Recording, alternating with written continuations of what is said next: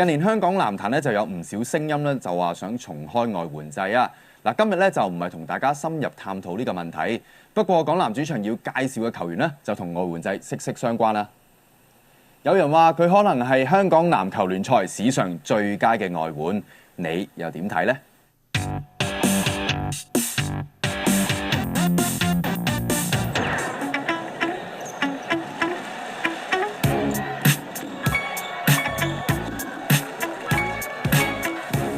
？Nice to meet you, Tyler. You were a professional basketball player playing at Germany before. So can you share more about your past and so that we can let more fans know more about you?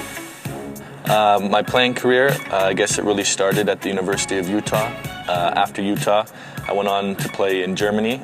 And while I was playing in Germany for 3 summers, I also represented Canada on the senior men's national team, which I got a chance to play against the world's best internationally in Europe, South America, and also I got to play against Team USA, which had Kobe Bryant and LeBron James at the time. So why did you come to Hong Kong at 26 years old? I originally came because I was in between contracts in Europe, and my best friend / mentor was out in Hong Kong. He actually was the person who coached me in basketball from the time I was very young. And he said, why don't you come visit me in Hong Kong?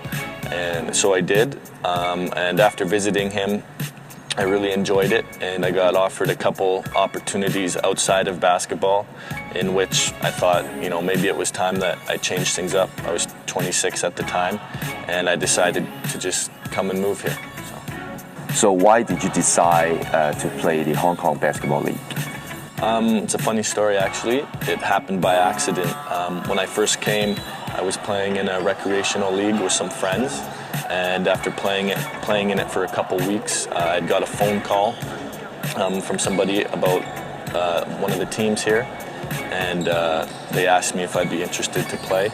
And I had no idea about the league or anything, so I went to a game to check it out first before I had committed. And then once I went and saw the game and the atmosphere and the fans, it looked like a fun place to play. And it would give me a chance to continue playing after, I thought I was done playing when I first came to Hong Kong. So then from there, it was a pretty easy decision and started playing again. I've heard that you're one of the best foreign players in Hong Kong basketball history. Do you have any advice to give local players and youngsters? To become a student of the game of basketball. Watch as much basketball as you can. With the internet these days, you can go on the internet and see how some of the best trainers train players and understand that it's a process. To become a good basketball player, it doesn't happen overnight.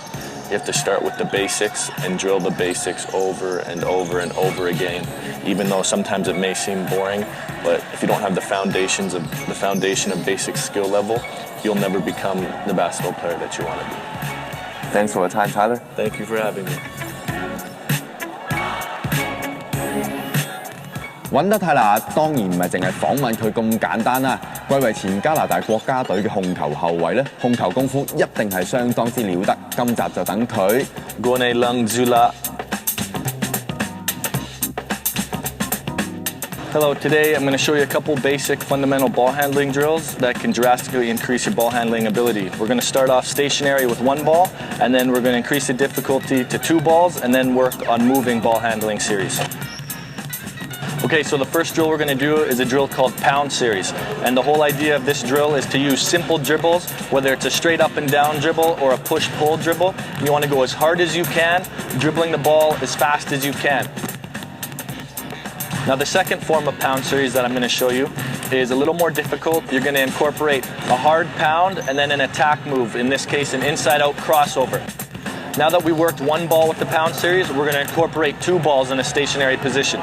So now you're going to do 2 balls, one's going to be low, one's going to be high. With the low one, we're trying to work our wrist and fingertip strength and getting it going as fast as we can. And same thing with the high one, we're trying to dribble as hard as we can. After that, we're going to move into a push-pull series, which we did with 1 ball, but now it's with 2. We're going to work into moving 2 ball pounds, okay? So the first one we're going to do is the same thing, high-low, but we're going to do it moving forwards and then moving backwards. What you want to focus on, again, is dribbling as hard and fast as you can, eyes up, and keeping your level low, not going up and down. You want to keep your head at the same level.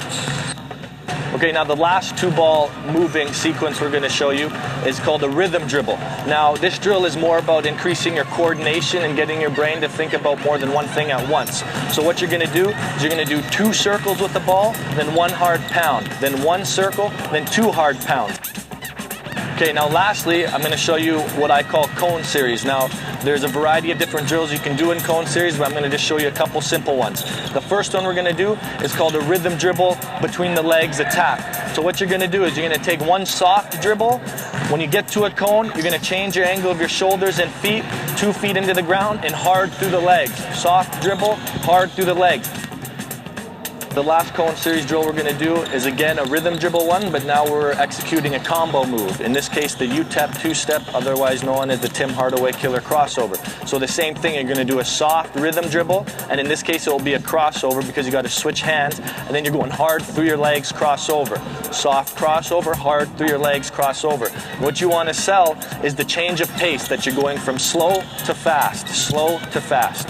Okay, so now that I've shown you a rhythm dribble with an attack through the legs, now we're going to call a shuffle series through the cones. So now there's no rhythm dribble, and you're working on sharp angles and cutting and going through your legs and sliding with the ball.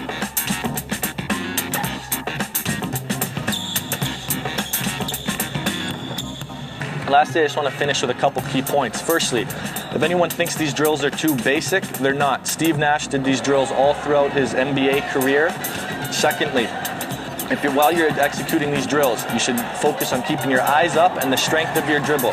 If you're not losing the ball, you're not going hard enough. And lastly, these don't need to be done all day. 20 to 30 minutes a day will drastically improve your ball handling.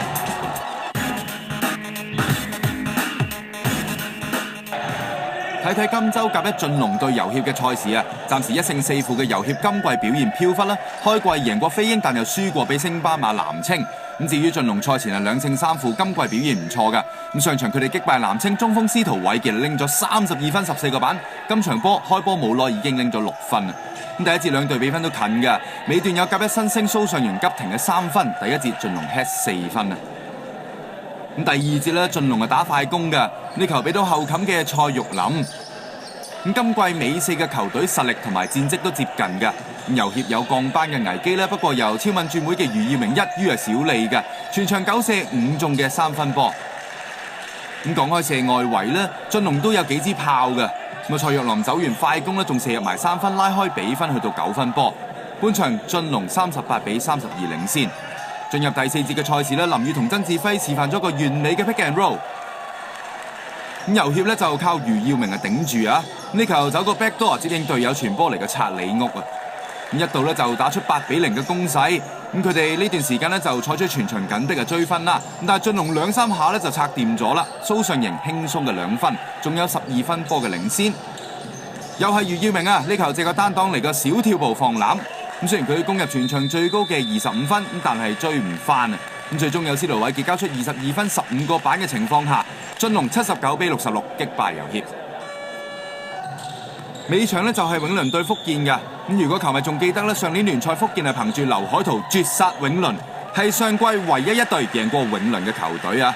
咁今季永倫聯賽保持不敗啦，但絕對唔可以掉以輕心啊！咁所以見到泰拿一開始咧都好主動啊！唔止進攻啦，永倫防守都做得好啊 ！weak side 補位嘅何師福抹走咗劉海圖嘅上籃，李奇係俾到泰拿直接係殺埋籃，相當之進取啊！呢節佢已經係拎咗12分。第一節最後嘅攻勢得8秒嘅啫，周盈堅突破分波，俾到零度位嘅黃振偉3分搞掂，啱啱好。佢今季上場時間下降啦，今場一出到嚟就有波入，難怪佢咁興奮啊！第一節完啦，28-19永倫領先。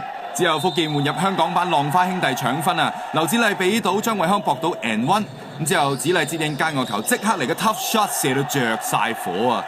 反先永倫4分添。咁第二節絕對係全場波嘅高潮啊！呢邊福建入完啦，嗰邊李奇就嚟個 answer 3， 連攞係8分啊！